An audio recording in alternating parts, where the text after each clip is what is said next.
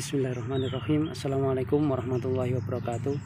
Apa kabar teman-teman? Mudah-mudahan senantiasa diberi kesehatan dan kelancaran rezeki. Jumpa kembali dengan video kami di channel Koleksi Asman.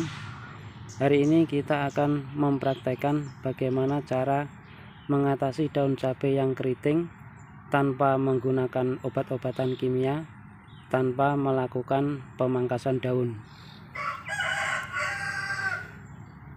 Di sini ada 6 polybag. Semuanya saya tanami cabai rawit. Namun ini usianya beragam. Ada yang di ujung sana itu belum 1 bulan. Kemudian yang di sebelah sini ini sudah 3 bulan lebih. Yang sebelah sini ada sebagian yang sudah berbuah. Ini sudah berbuah, kemudian yang sini berbunga, sini pun juga berbunga, dan pertumbuhannya tidak seragam. Namun ada satu persamaan dari ke-6 cabai rawit ini, yaitu semuanya terserang daun keriting. Entah itu yang sudah berbuah, berbunga, ataupun yang masih kecil ini. Ini semua terserang daun keriting.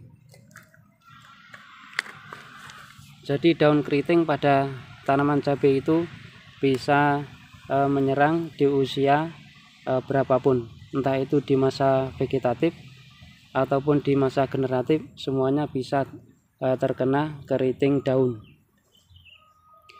Dulu pun saya juga pernah mengalami yang seperti ini di tanaman cabai saya yang lain.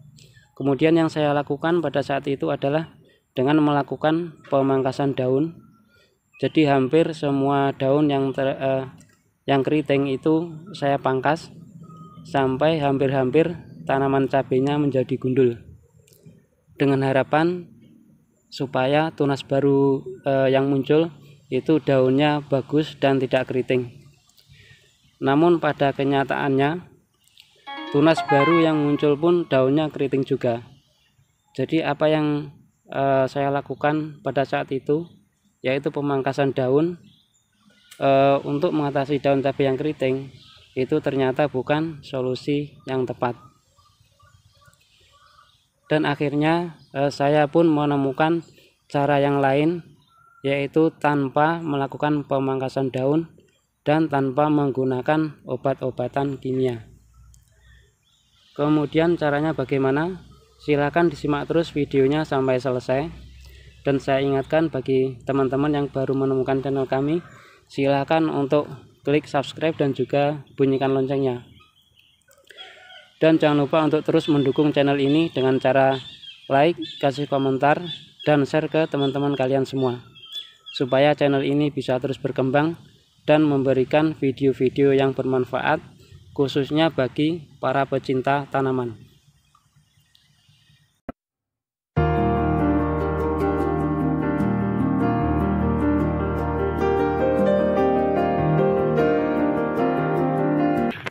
Jadi keriting daun pada tanaman cabai itu disebabkan oleh hama. Setidaknya ada 3 hama yang itu sering menyerang tanaman cabai dan bisa mengakibatkan daun cabai menjadi keriting. Hama yang pertama adalah tungau. Ini merupakan jenis kutu-kutuan, bentuknya sangat kecil namun masih bisa dilihat dengan mata telanjang. Dia aktif bergerak dari satu tempat ke tempat yang lain. Kemudian dia suka bersembunyi di bagian bawah daun. Tungau ini melakukan serangan terhadap tanaman cabai dengan cara menghisap cairan yang ada di pucuk-pucuk tanaman ataupun daun cabai yang masih muda. Kemudian gejala serangan yang ditimbulkan adalah daun cabai menjadi mengkerut, keriting, dan melengkung ke bawah. Kemudian hama yang kedua adalah trip. Ini pun jenis kutu-kutuan, namun dia memiliki sayap. Hama trip ini suka bersembunyi di bagian atas daun dan melakukan serangan dengan cara menghisap cairan yang ada di daun-daun yang masih muda, sama dengan tungau tadi. Dan gejala serangan yang ditimbulkan adalah daun cabai menjadi mengkerut, keriting, dan melengkung ke atas. Kemudian hama yang ketiga adalah epit ataupun kutu daun. Hama ini sedikit berbeda dengan kedua hama yang tadi. Kalau tungau sama trip itu suka menyerang daun yang masih muda, sedangkan untuk epit ataupun kutu daun ini dia tidak pandang bulu, jadi dia bisa menyerang pada daun cabai yang masih muda, kemudian yang masih tua, dan bahkan di batang sekalipun. Kemudian cara melakukan serangan pun sama, yaitu dengan menghisap cairan yang ada di daun ataupun batang yang ia hinggapi. Sedangkan gejala serangan yang ditimbulkan adalah daun cabai menjadi keriting dan dikerubuti banyak semut.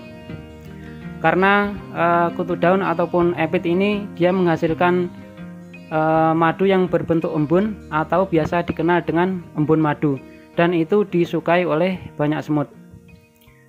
Nah, itu tadi ketiga hama yang biasa menyerang tanaman cabai dan bisa mengakibatkan daun cabai menjadi keriting.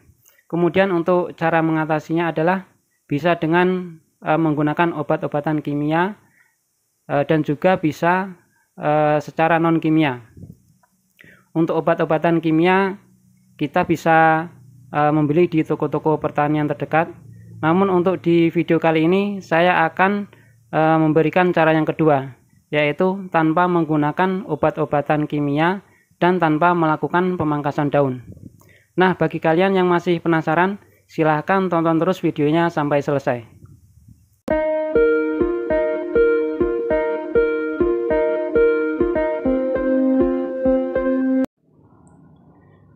Baik teman-teman, inilah bahan-bahan dan alat yang sudah kami persiapkan.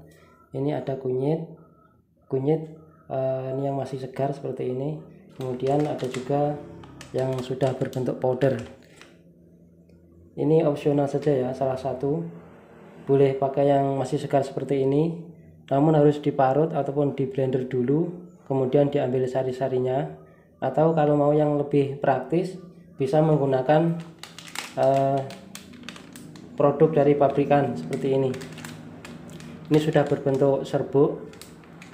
Ini mereknya boleh apa saja, tidak harus seperti ini. Kebetulan yang ada di tempat kami mereknya seperti ini.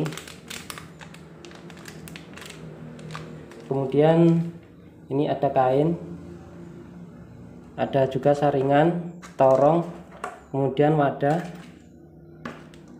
Ini air 1 liter dan alat semprot. Baik, untuk langkah selanjutnya di sini saya menggunakan yang powder saja. Jadi saya tidak menggunakan yang ini. Saya menggunakan yang powder. Ini kita ambil 1 sendok teh atau 1 sendok plastik ini.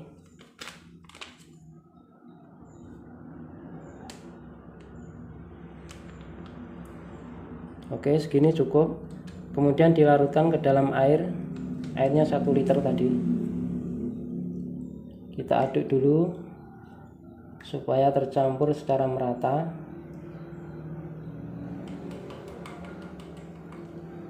Langkah selanjutnya adalah disaring. Untuk penyaringan sebaiknya menggunakan saringan yang lembut, atau kalau tidak ada bisa dikasih kain seperti ini.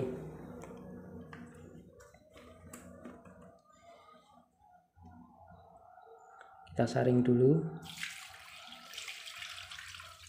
Ini tujuan penggunaan kain ini adalah supaya serat-serat kunyit yang tersisa itu tidak ikut masuk ke dalam alat semprot, karena itu bisa mengakibatkan alat semprotnya mampet.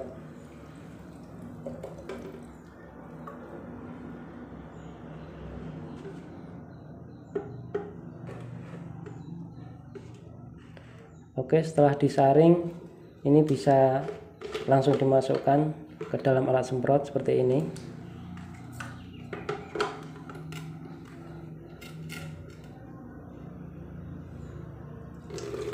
Kita masukkan pelan-pelan saja supaya tidak tumpah.